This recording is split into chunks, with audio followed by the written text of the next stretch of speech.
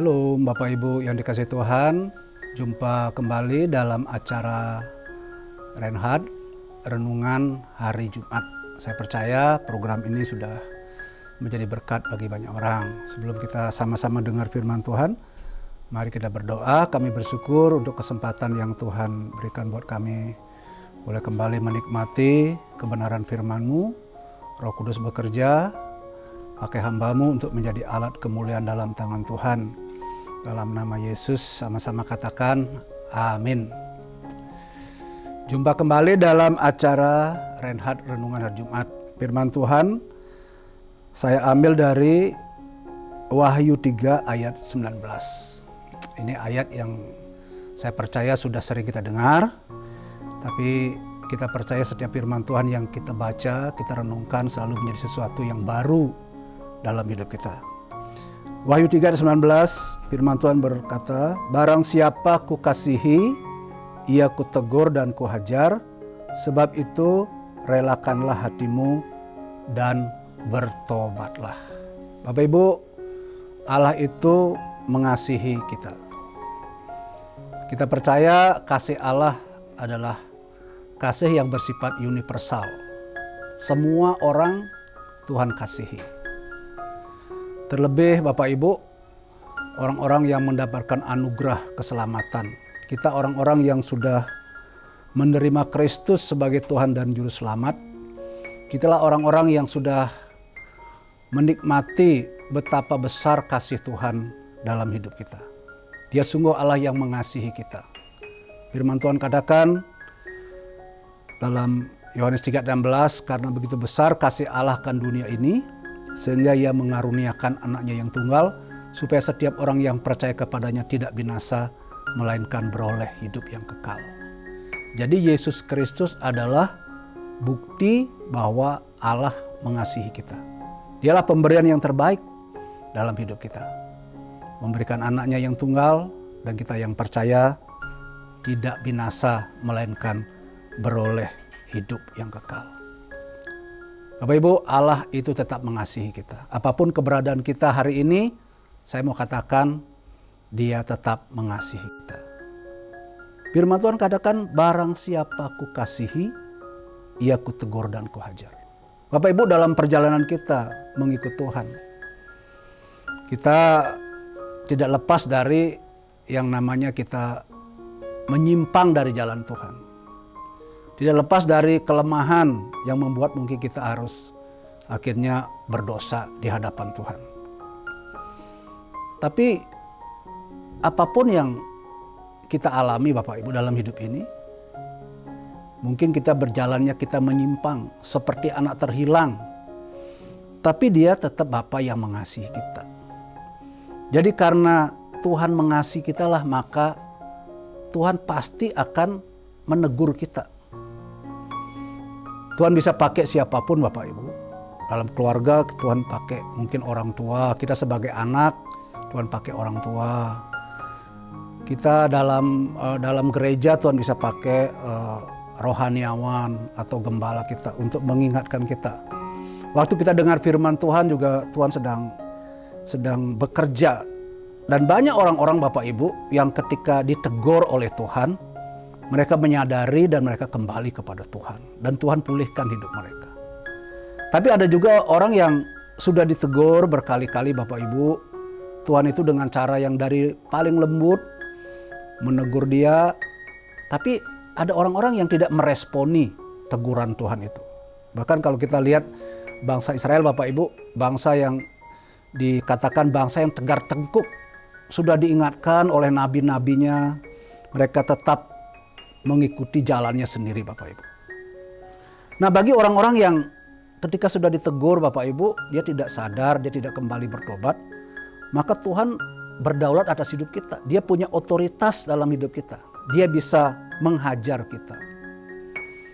Nah, kalau sampai pada titik ini Bapak Ibu, maka kita akan melihat bagaimana Tuhan itu punya otoritas dalam hidup kita. Di satu sisi sepertinya kita punya free will, bebas kita mau kemana. Tapi ada titik di mana Tuhan intervensi hidup kita Bapak Ibu. dia akan hajar kita.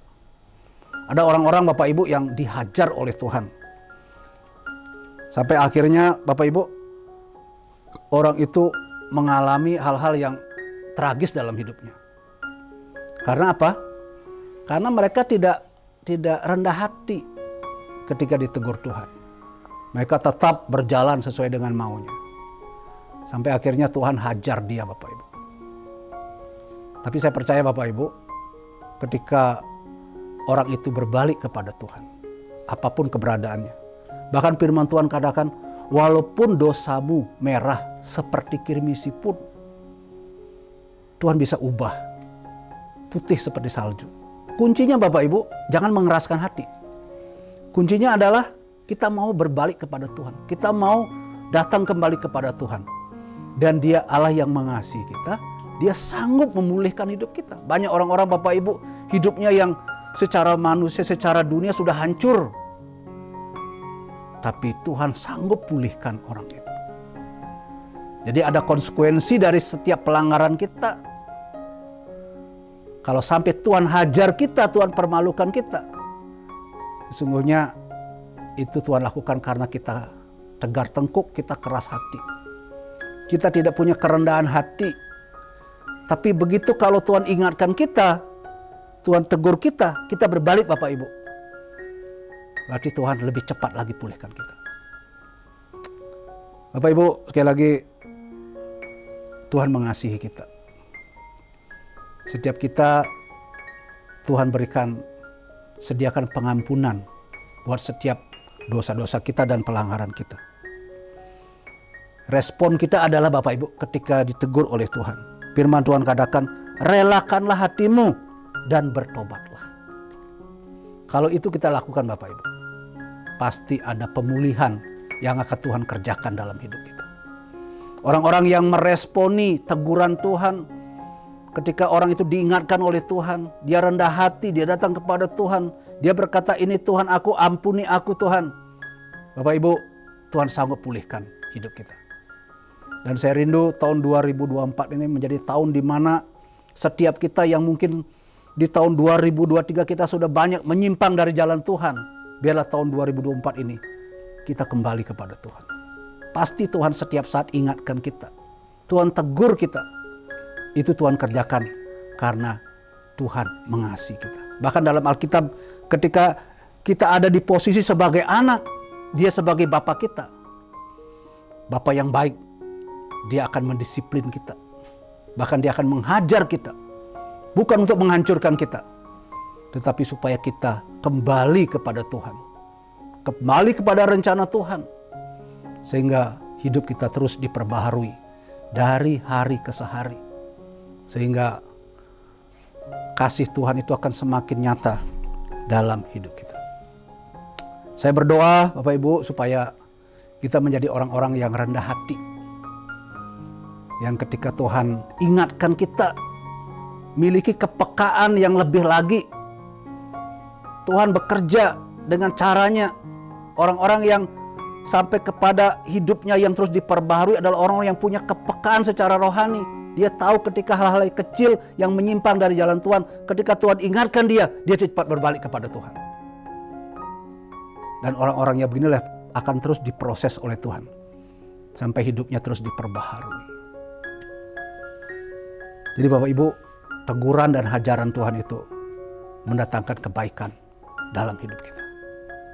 Maka milikilah kerendahan hati, relakanlah hatimu, dan teguran dan hajaran Tuhan itu pada akhirnya membawa kita kepada pertobatan. Dan pertobatan itu akan membawa kepada pemulihan. Dan ketika kita dipulihkan Bapak Ibu, maka hidup kita akan dipakai oleh Tuhan untuk menjadi alat dalam tangan Tuhan. Orang-orang yang hidupnya dipulihkan Tuhan, itu akan menjadi alat yang efektif dalam tangan Tuhan. Sekali lagi, kita tidak lepas dari kesalahan, dari kelemahan. Tapi ada kasih Tuhan yang selalu datang mengingatkan kita, menegur kita, bahkan bisa menghajar kita. Tujuannya adalah supaya kita kembali kepada Tuhan. Miliki kerendahan hati, relakanlah hati kita dibentuk, ditegur, dihajar, dan bertobatlah. Di situ kita akan melihat kemuliaan Tuhan dinyatakan dalam hidup kita. Saya berdoa supaya kita menjadi orang-orang yang rendah hati, yang tetap mau berkata, ini Tuhan aku, terima kasih Tuhan ingatkan aku. Bertobat dan kembali kepada Tuhan.